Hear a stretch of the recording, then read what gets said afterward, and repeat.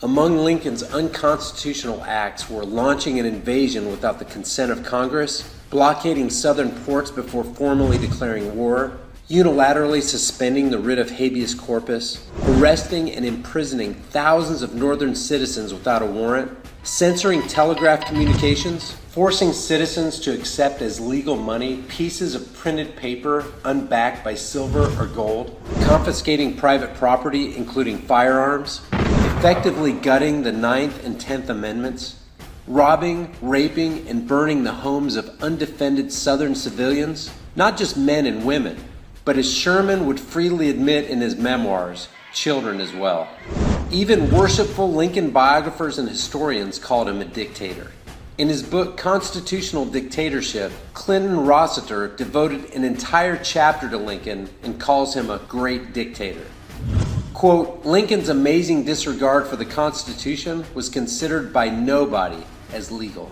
Abraham Lincoln, named the great emancipator and champion of the Constitution by government school textbooks, was more concerned with exercising federal control over sovereign states than he was in freeing the Negro from the shackles of slavery. He himself made this clear in no uncertain terms. On March 4, 1861, Lincoln clarified his position on slavery in his first inaugural address on the east portico of the Capitol building. Quote, I have no purpose directly or indirectly to interfere with the institution of slavery in the states where it exists. I believe I have no lawful right to do so, and I have no inclination to do so.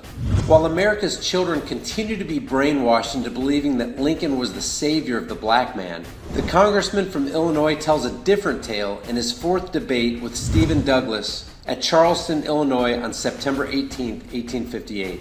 Quote, I will say then that I am not, nor ever have been in favor of bringing about in any way the social and political equality of the white and black races. I am not now, nor ever have been in favor of making voters or jurors of Negroes, nor of qualifying them to hold office, nor to intermarry with white people. And I will say in addition to this that there is a physical difference between the white and black races, which I believe will forever forbid the two races living together on terms of social and political equality. And inasmuch as they cannot so live, while they do remain together, there must be the position of superior and inferior. And I, as much as any other man, am in favor of having the superior position assigned to the white race. The long list of Lincoln's recorded remarks, which would readily and fervently be condemned as racist hate speech today, includes his views on the expansion of slavery. Lincoln wrote, quote, there is a natural disgust in the minds of nearly all white people to the idea of indiscriminate amalgamation, that is, mixture of the white and black races. A separation of the races is the only perfect preventative of amalgamation. But as an immediate separation is impossible, the next best thing is to keep them apart where they're not already together. If white and black people never get together in Kansas, they will never mix blood in Kansas. On equality, Lincoln said, quote, I have no purpose to introduce political and social equality between the white and black races. There's physical difference between the two, which, in my opinion, will probably forever forbid their living together upon the footing of perfect equality, and inasmuch as it becomes a necessity that there must be a difference, I, as well as Judge Douglas, am in favor of the race to which I belong having the superior position. End quote. On interracial marriage, Lincoln said, our Republican system was meant for a homogeneous people. As long as blacks continue to live with the whites, they constitute a threat to the national life. Family life may also collapse, and the increase of mixed breed bastards may someday challenge the supremacy of the white man. End quote. Ironically, rather than freeing slaves, Lincoln, through the Enrollment Act, which conscripted men between the ages of 20 and 45 to be, quote, liable to perform military duty in the service of the United States, created a slave class to be used as enforcers of the federal will. Though many erroneously believe that the Civil War was fought primarily over the issue of slavery, that notion is undermined by the well-publicized letter written to the New York Tribune's editor Horace Greeley on August 22, 1862, during the heart of the actual battle. In it, Lincoln himself reveals his real reason for initiating the conflict when he wrote, quote, "If I could save the Union without freeing any slave, I would do it. And if I could save it by freeing all the slaves, I would do it. And if I could save it by freeing some and leaving others alone, I would also do that. What I do about slavery and the colored race, I do because I believe it helps to save the Union." End quote. His focus was and had always been on saving or strengthening the Union and therefore the power of the federal government, not on extending a hand to lift the black man from the plight of his slavery. In the volume of his writings beginning in his first inaugural address, quote, "Saving the Union is synonymous with his desire to strengthen the grip of the federal government on any and all citizens, any and all territories, any and all states." State secession, as addressed in his speeches, was not only undesirable, it was unacceptable. And if it came to one state's desire to separate from his Union, he would, as seen by his instigation of the War of Northern Aggression, set out to teach them a lesson with the strong arm of federal power. No state, he said, upon its own mere motion can lawfully get out of the Union. Resolves and ordinances to that effect are legally void. End quote.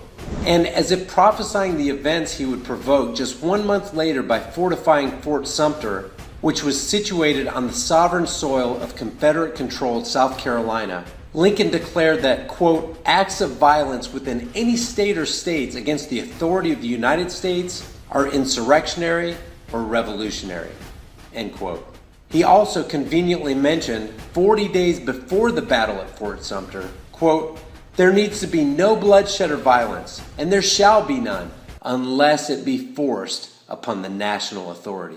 In April 1861, after repeated calls by the South Carolina government to evacuate Union troops from the newly seceded region went unheeded, Lincoln took opportunity to knowingly incite the South Carolinian troops to use force upon the national authority by sending supply ships to fortify Union-controlled Fort Sumter in Charleston Harbor.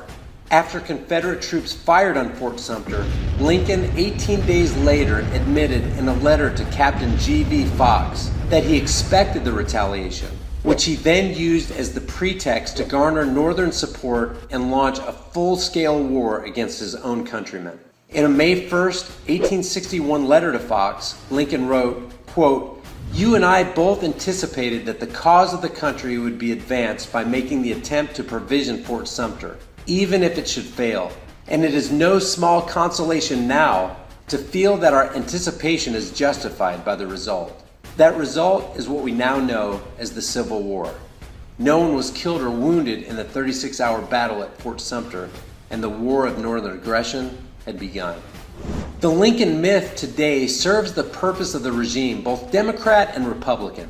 It serves the purpose of the regime in which power is completely centralized, in which decentralization of power is viewed as suspect. People who promote a centralized authority claim that those who object to it must want to bring slavery back if they favor states having sovereign power. It is Lincoln who inaugurates this version of the United States, a version that is completely at odds with liberty. Those who want to exercise unchecked power over the American public continue to foster these myths. Years before the war, Lincoln sternly threatened, quote, "The Union in any event will not be dissolved. We don't want to dissolve it, and if you attempt it, we won't let you. With the purse and sword, the Army and Navy and Treasury in our hands and at our command, you could not do it," end quote. For Lincoln, contrary to popular history, government was a federal proposition that would be imposed with tyrannical fervor upon those who did not want it.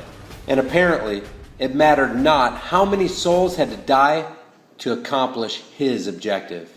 If you enjoyed this video and you think others could benefit by viewing it, click that like button and share it on Facebook, Twitter, and Instagram. If you want to see more videos like this, as well as a mix of other content, give that subscribe button a click. For more information and additional content, let's connect on Facebook at facebook.com/highimpactflix and reach out to me on Twitter at highimpactflix. Until next time, remember, it's easier to deceive the masses than to convince them that they've been deceived.